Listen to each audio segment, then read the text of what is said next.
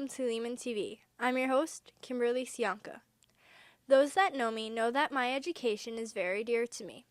So before I graduated high school, I wanted to use Lehman TV to help other Lehman students through the college process. By doing so, I have created a very condensed video that takes you through both preparing for college and actually applying. So, like I mentioned, it's a very lengthy video, so feel free to pause, take notes, skip around, and please share with your friends.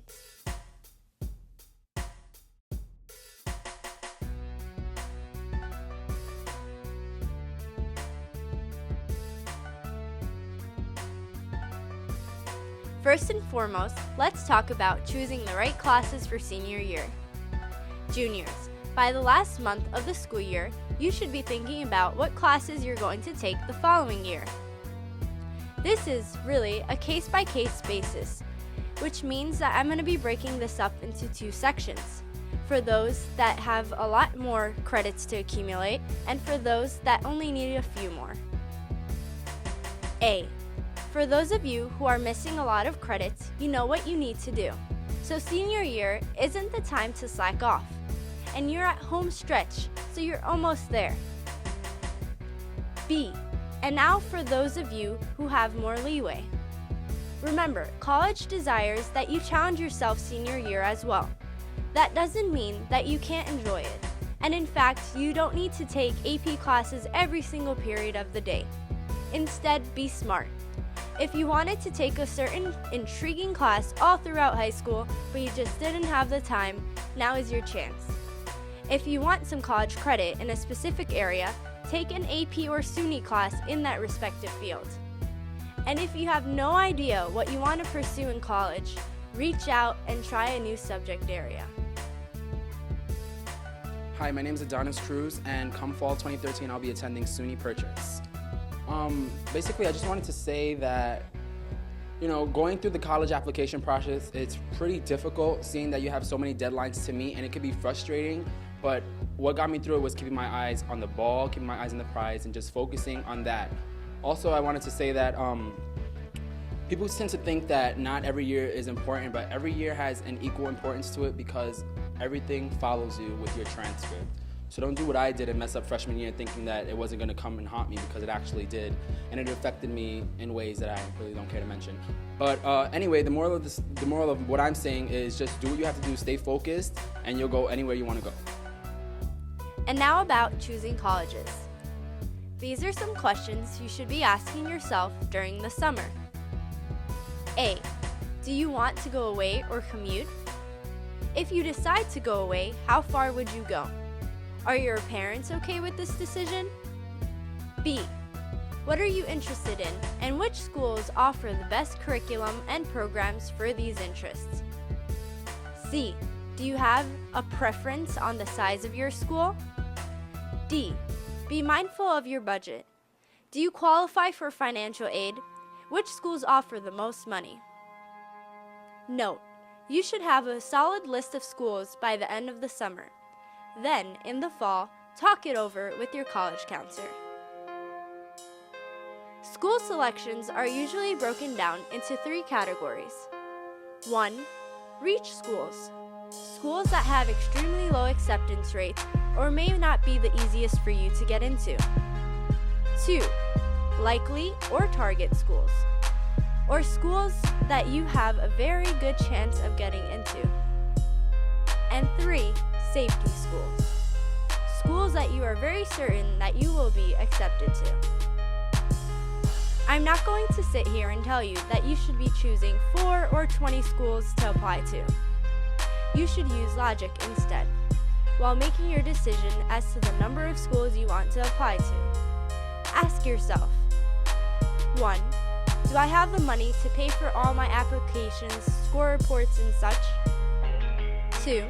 Am I applying to too many reach schools, and should I then A. Not apply to some that I have listed, B. Apply to more target and or likely schools? 3.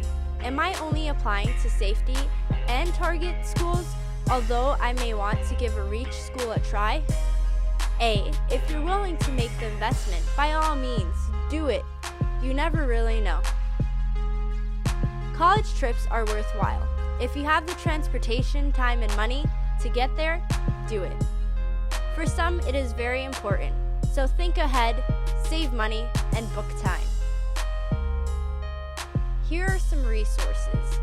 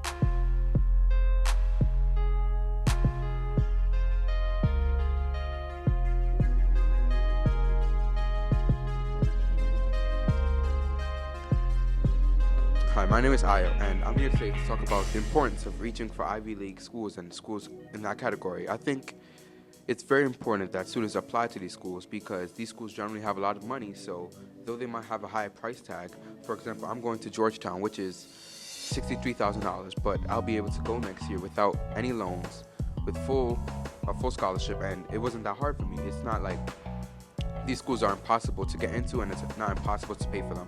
So it's important for you to apply to them. Though these schools may have longer applications than other schools and more rigorous essays and interview processes, it's very important that you try to reach for these schools because these schools have a lot of great opportunities to study abroad. They have great professors, great faculty, great research opportunities, and internships. So just remember that when applying to all your schools, just reach high, and just aim for great schools. Hi, I'm Melissa DeLuca, and I'm a senior here at Lehman. Like a lot of you guys out there, I've been looking at colleges. It's almost time to actually enroll soon, so pretty excited about that. I've been looking at a lot of different schools, different sizes, some smaller, some bigger. What they all have in common is they focus on their undergraduate kids. I think it's very important for professor and student interaction, so I've definitely been looking at schools where they have that, instead of these big institutions where they just focus on the grad students and the undergrads get pushed off to the side. So what are you interested in, and how has that shaped which colleges you plan to apply or have applied to? Well, basically it's what I want. Basically it's my major kind of dictated what kind of college I'd like to go to. So how will you get to college? What did you have to do to get ready for the application process? Well, my uncle, he actually got me a college guidebook. It's called the Fisk book. There are many different types. So I looked at them in the library, I read up about the colleges, I read about them online, I read the student admissions blogs on the college websites themselves to get a feel for the college, because it's really important, the feel for a college, because the major that you think you're going to go for, it may not be once you actually get to college. You might be like, this is a great subject and you want to do that major. So I think the environment of the school is honestly the most important part, because you're going to be there for 4 years, so enjoy it. Hi, my name is Anthony Delgado. I'm attending Lehman College in the fall. I originally applied to colleges that offered both sports and education because I feel both of them are valuable, even though I'm trying to eventually play a professional sport. But some tips that you can follow is looking at colleges that offer good education, but also a chance for you to play a college sport. A good tip is to also start contacting college coaches before you actually start senior year, so they can have a chance to come visit you, play the sport that you're willing to play, so they could talk with money-wise, scholarships, and to see if you actually have a chance of making the team. Hi, I'm Melvin, and I'm going to Iona College this fall. And I just want everyone to know that college isn't for everyone, and that's okay. Some juniors, you guys are going to decide to go to the Army, go to Job Corps, pursue some other plan after high school. And if it's not college, it's okay. Everyone's different, the world's diverse, and I think that's what plans after high school is all about. Not everyone's going to go from high school to Harvard. And once again, that is okay. So if you guys don't get into the college of your dreams or decide college isn't for you and you want to pursue another plan to being successful, I, for one, am one of your supporters. And now let's talk about the application. Here is the basic criteria for an application. This will be a vague portion of the video that more or less gives you a heads up. Colleges judge you based on A. Grades and transcript, B. SAT, ACT, and SAT-2s, C. Personal statement, D. Supplements, E. Interview, and F. Recommendations. And now for really important tests. First, the SAT. The purpose of the SAT is for colleges to gauge how well you will perform in their classrooms. Here is some advice for the SAT. A. The SAT is just a test like the PSAT. You should use your PSAT as a guideline in order to find out what you need to improve on before taking the actual SAT. B. I'd recommend that you take your first SAT either in May or June of your junior year in high school. C. If your first score isn't where you want it to be, or you believe that there's room for improvement, feel free to take it once or twice more. Colleges love to see improvement, so don't let your first score ruin you. And finally, I'd really like to stress the importance of taking it more than once. You'd be surprised at how much you can improve. And now for the second test, the ACT. I don't know too much about the ACT, but it's being accepted by more colleges each and every year. So what are the differences between the SAT and ACT? 1. The SAT is based solely on math and English. That includes writing and reading. While the ACT tests English, mathematics, reading, science, and then there's an optional writing test. This is only optional unless your college requests it. 2. While the SAT attempts to predict your performance in college, the ACT tests what you have already learned. And lastly, 3. While the SAT takes points off for wrong answers, the ACT only tallies correct answers. And finally, for the SAT-2 exams. I strongly advise that you take these SAT-2 exams. These exams test your knowledge in specific areas such as chemistry, physics, math, or U.S. history.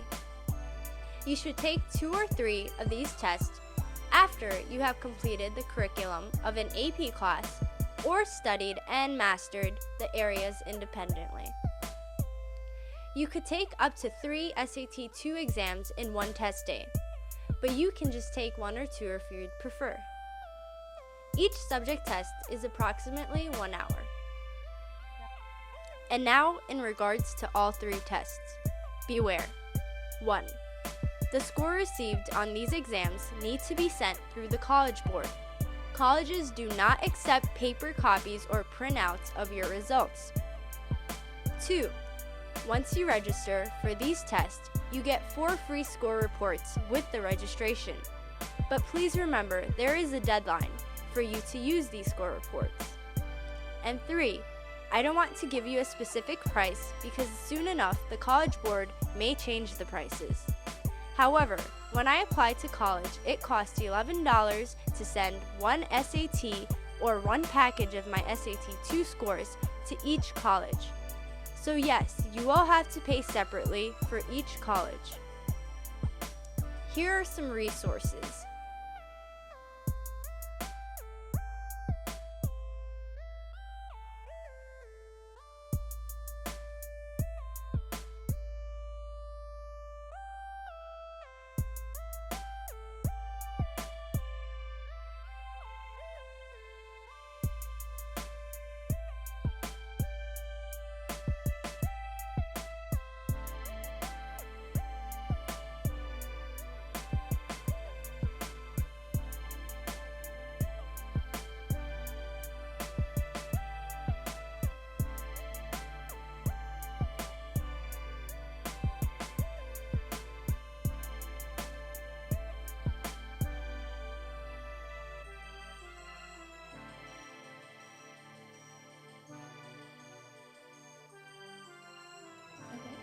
So I thought that it would be good to take the SAT and the ACT. I had heard from older students that even if you don't do so well on one, you might do better on the other, and I found that it is true.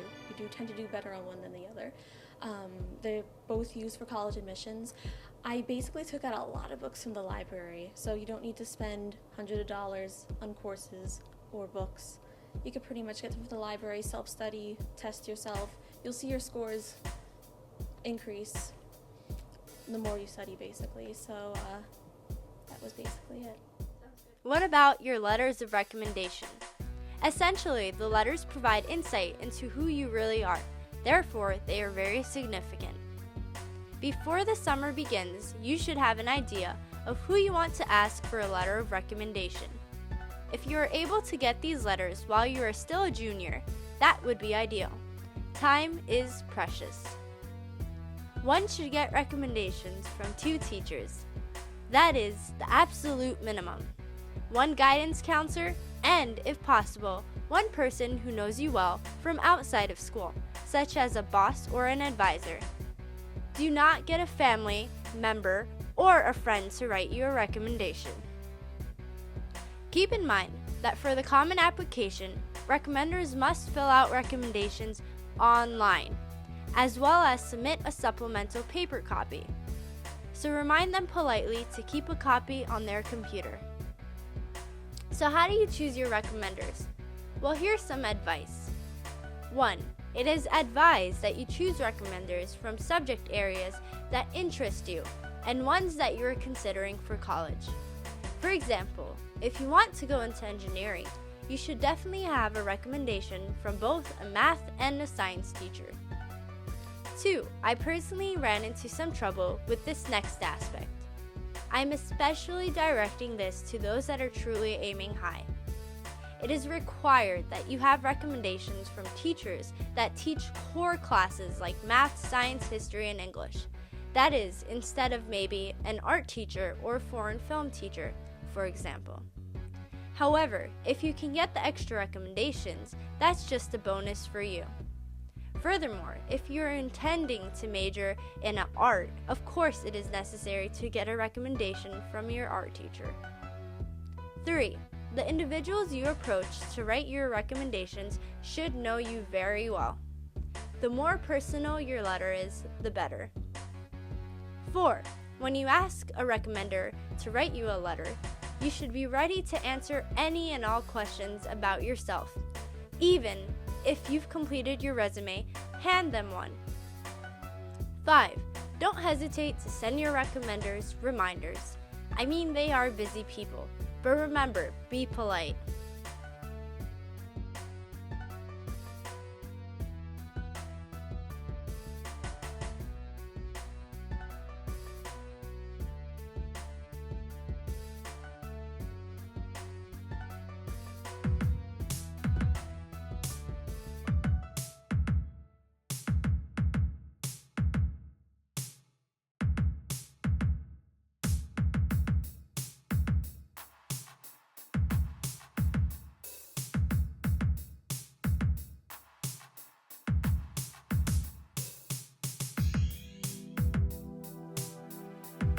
So what about those college interviews?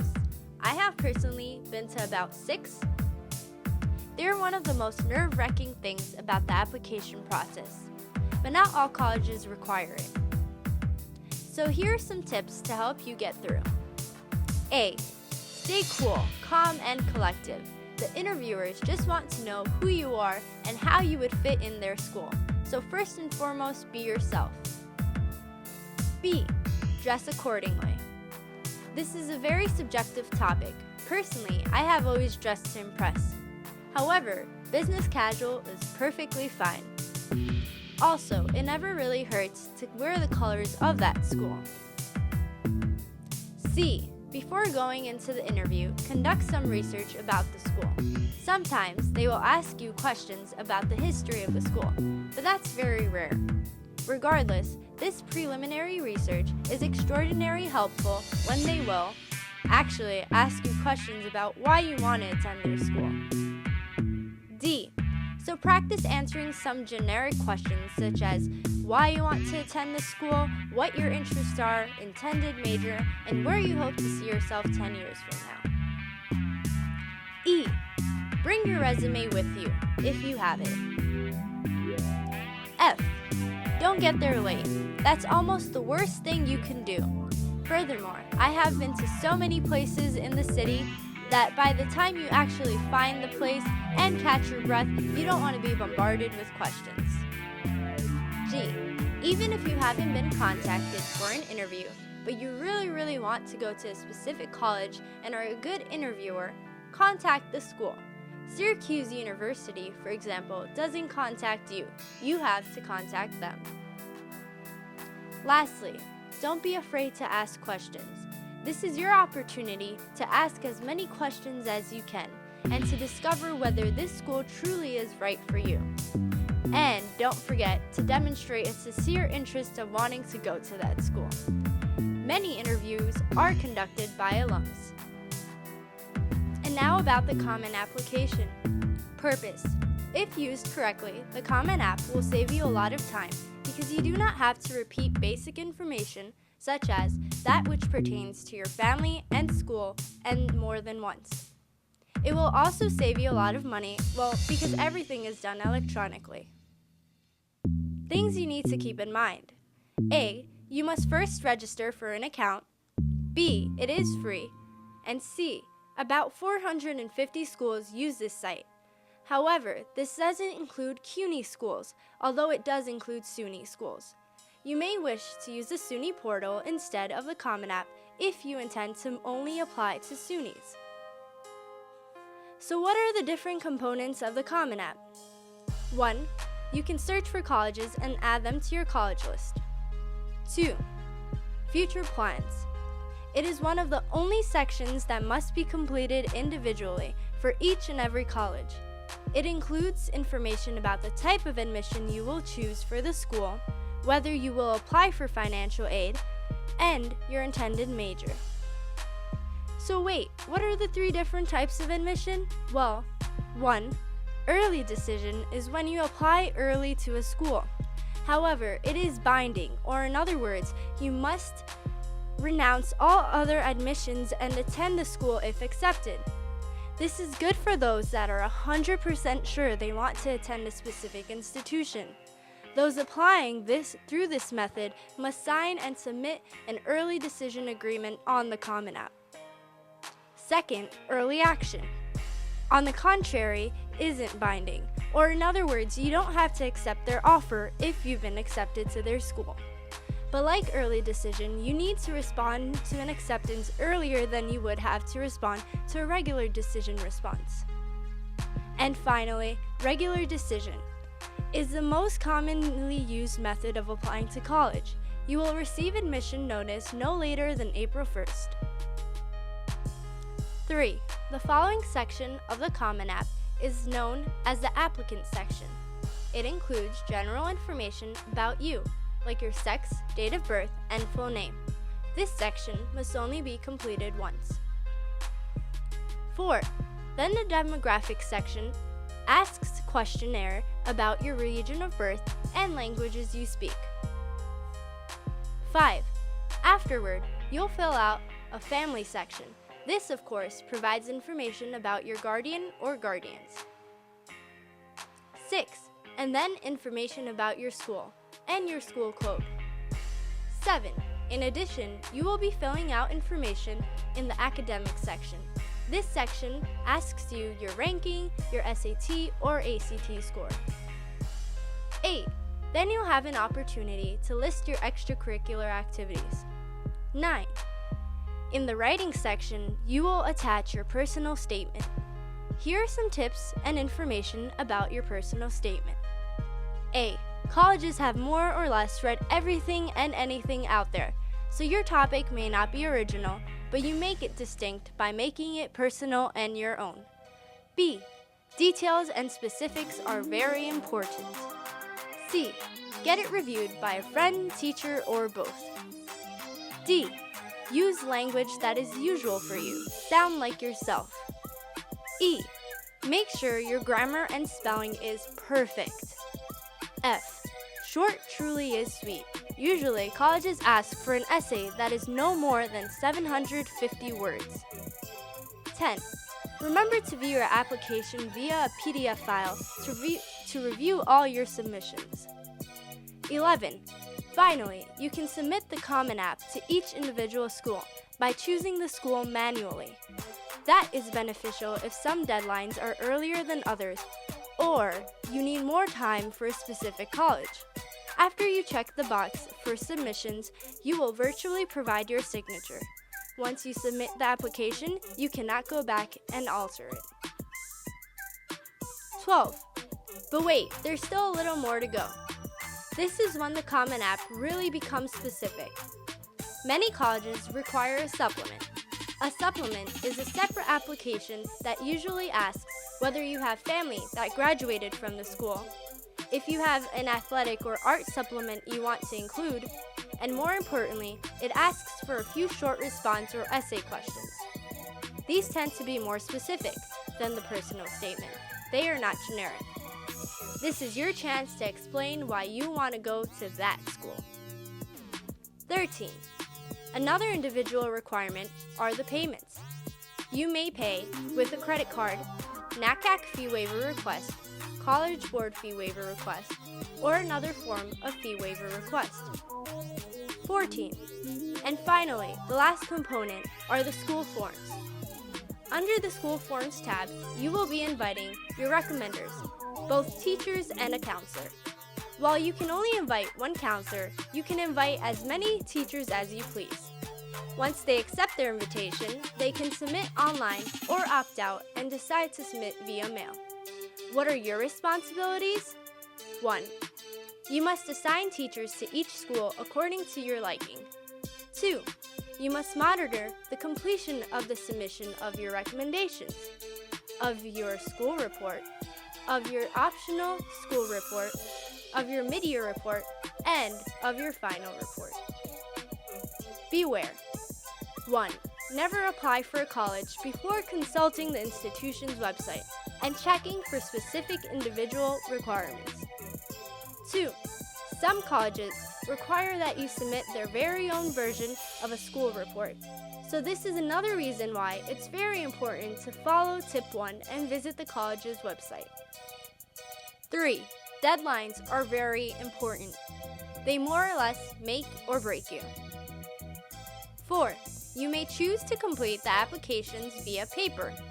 If you do so, it is a lot easier to do the whole thing via paper. Resources.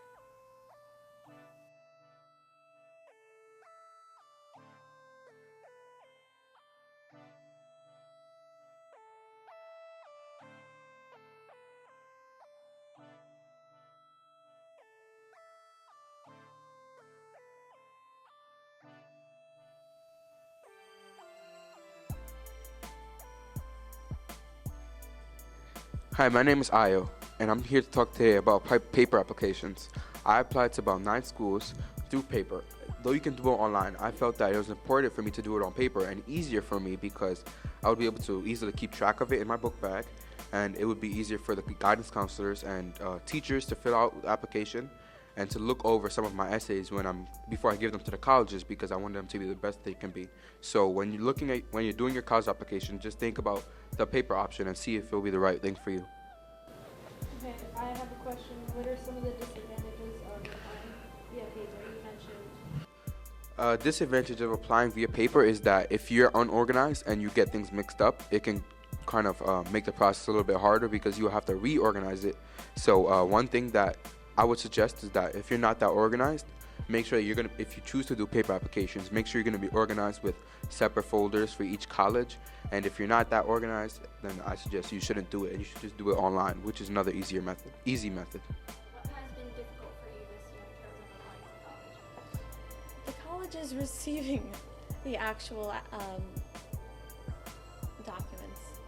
They lose them. I don't know if they get lost in the mail. I don't know if they lose them. I don't know what it is, but that's one thing. It's definitely good to keep on top of these application trackers, especially the online ones the schools give, they are a lifesaver, because if you're looking, if you think that you sent everything in November, like I did, and then you look and it's the end of December and they still haven't received a recommendation, you know before the deadline to get that document in. Hi, my name is Rabia Yasmin, and during the college process, I had a unique issue of my citizenship, and each college was asking for me to verify that if I was a citizen or not. I was a little scared at first, but all I had to do was I contacted Miss P and I got a hold with Miss Ryan, and I just emailed them a copy of my passport. And if this ever happens to anybody, you just have to calm down and just go through the process step by step and just contact your counselors and Miss Ryan. And now let's hear about the financial aid. First up, scholarships. The purpose. It's self-explanatory. College is a lot of money, and you need to go out of your way to make sure that you have a good backup. Here's some advice. Don't be intimidated. There's a lot of money out there, so if you don't get the first scholarship, go after another one. Remember, there are various types of scholarships. Most entail essays, but some are short response, others oral, some ask for video entries, and even a certain amount of community service hours. There are even scholarships for those that are left-handed and vegetarian. The options are there. Get your essay read over by a friend or teacher. It's a great way to find any grammar mistakes that may have gone unnoticed or make your entry appeal to a larger audience. Recycling is the key. You don't need to write a gazillion essays. 2 or 3 will do. Just be creative and tweak them so that they can address certain prompts. Be aware that there are scholarship scams out there. Resources.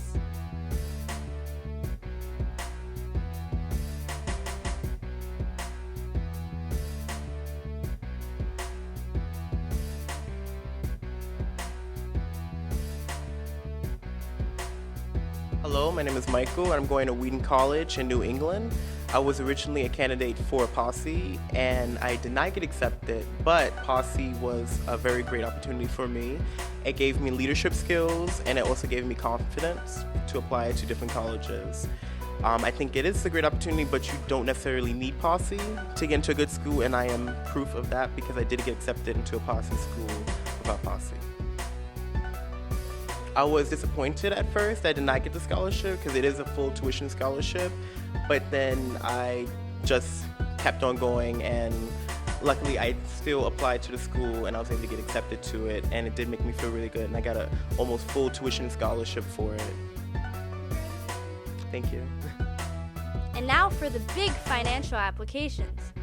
At first, I intended to break down this portion by its nitty-gritty details. However, I need to be practical. There is an astronomical amount of small intricacies within your financial applications, which is why this process proved to be the most difficult, not only for me, but for many students. I hope after you watch this video, however, in this section, learning the basics will ease the financial aid process. And now about the FAFSA. What is it? It's part of the U.S. Department of Education and will probably be the largest provider of financial aid if you qualify. Regardless of whether you believe you will receive a lot of money or not, you should definitely apply in a timely fashion. Be aware that there are people to help you with this process. Just ask your college counselor. Both you and your guardian or guardians must first sign up for a PIN. Do not lose this PIN. It serves as your signature. Make sure you are filling out a free application. The acronym actually stands for the Free Application for Federal Student Aid. Have your guardian or guardians file their taxes as early as possible senior year. Remember, if you work or get paid, you must file taxes as well. The FAFSA becomes available January 1st yearly. You can add up to 10 colleges each time you submit your FAFSA.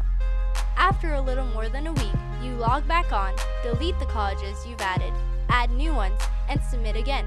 Repeat this process until you have sent the FAFSA to all your schools. Made a mistake? You must log on to make a FAFSA correction. Next, let's hear about the TAP. The TAP is a tuition financial aid program for undergraduate students who seek to attend college in New York State. The application is similar to FAFSA, thus you are given the option of linking your FAFSA application to your TAP and instantly completing the application. Don't forget that you must apply for the TAP and FAFSA every single year while you are in college. And now for the HEOP. HEOP is an additional source of income for New York State residents that are, and I'm quoting, educationally and economically disadvantaged. According to HEOP.org, here are some other opportunities. The program known as Search for Education, Elevation, and Knowledge, SEEK, was begun for the City University of New York, or CUNY schools. The College Discovery Program, which was already in existence at community colleges in New York City, was continued, and the State University of New York, SUNY, started the Educational Opportunity Program, or EOP. These are other financial applications you can apply to these specific colleges, SUNYs or CUNYs. Hello, my name is Danny. I will be attending SUNY Albany in fall 2013.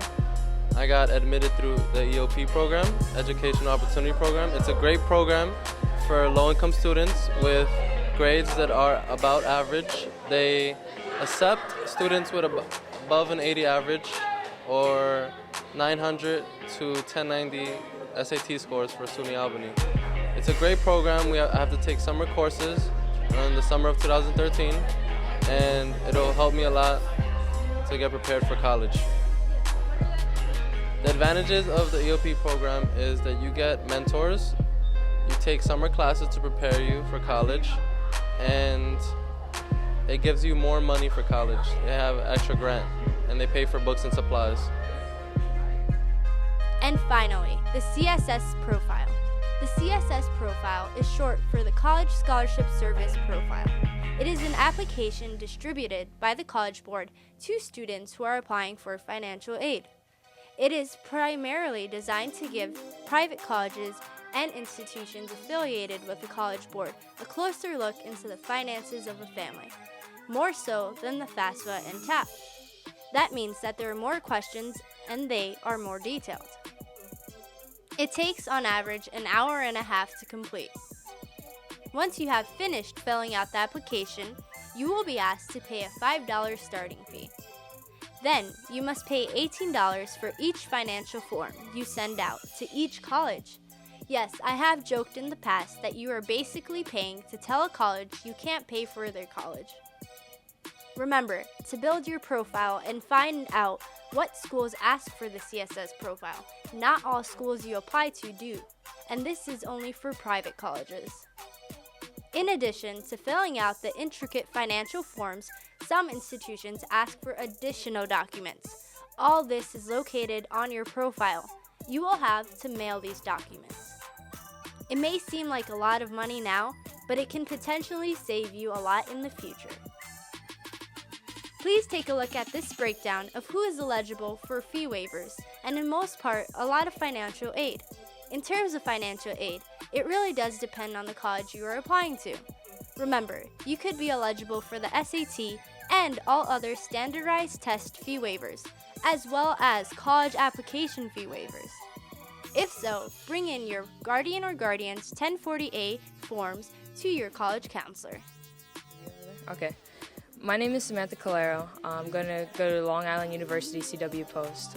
When searching for a college, it's important to follow your dreams first, but still plan for the worst. Things don't always go accordingly. So, for example, initially I wanted to dorm, but when I got my paper for financial aids and financial services, the numbers didn't add up.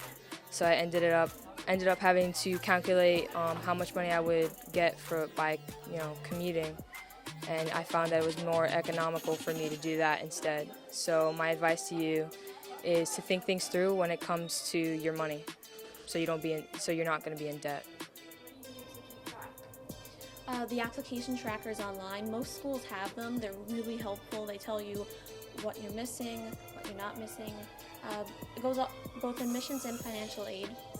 Document trackers, I'm actually using the financial aid document tracker right now.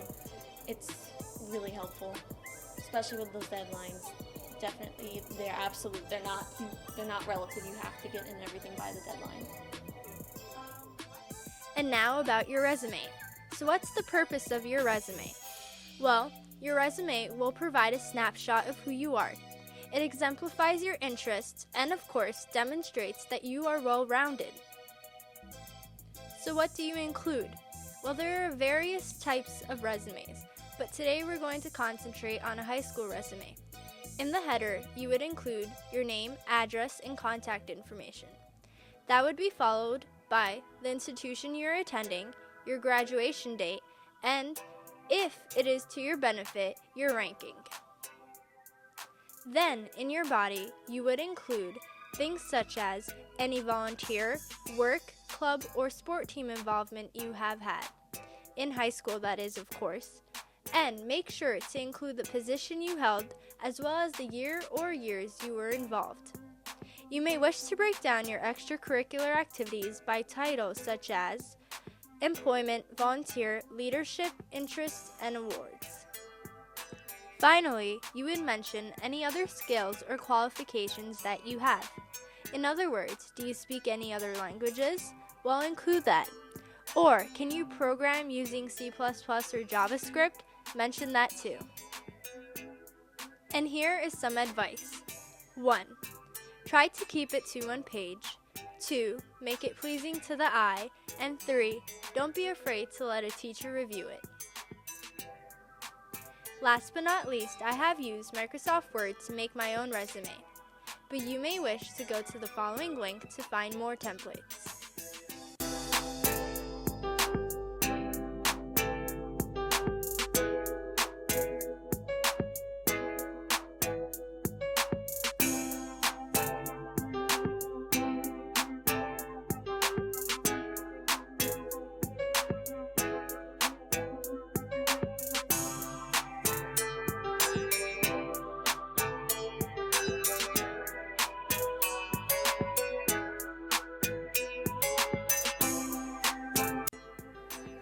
Thanks for joining us. I really do hope that was helpful.